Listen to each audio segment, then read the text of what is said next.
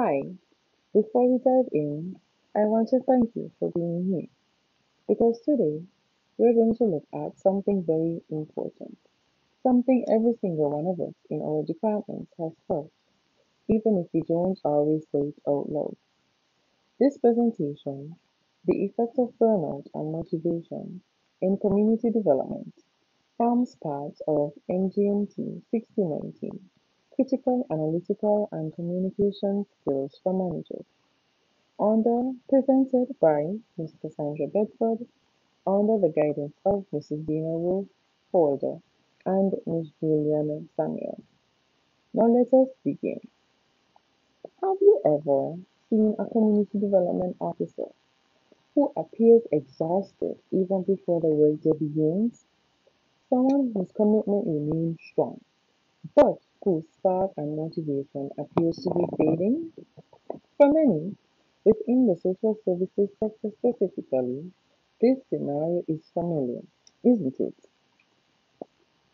Before we dive in, we're going to get ourselves grounded in the work of the Department of Community Development.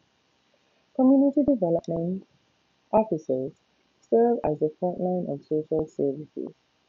Their responsibilities include crisis response, familial support, advocacy, mediation, program coordination, and community guidance.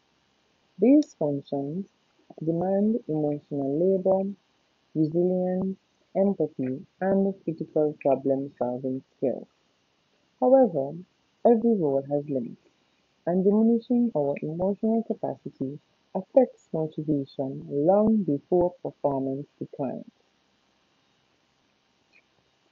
Burnout is defined as a chronic workplace syndrome consisting of emotional exhaustion, cynicism, and a reduced sense of professional effectiveness.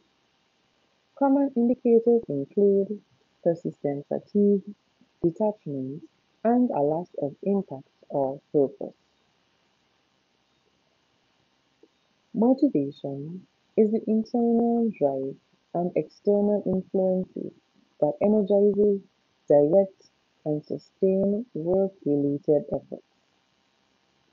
In community development, motivation affects crisis response, family support, patience, creativity, and long-term capacity to serve. One may ask, why does motivation matter? When motivation decreases, performance declines, morale decreases, creativity drops, engagement weakens. Service quality inevitably suffers. Burnout grows precisely in these conditions. Organizational support refers to the structures and systems that enable effective job performance. Perceived organizational support, also known as POS, describes the degree to which employees believe their contributions are valid and their well-being is prioritized.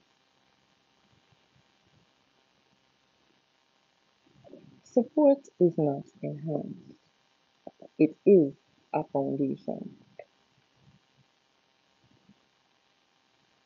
Evidence from Lay et al. 2023 shows that insufficient support leads to rapid declines in motivation and engagement.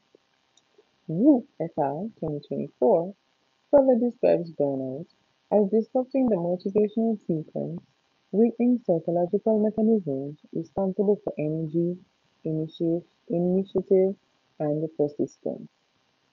This burnout affects far more than fatigue.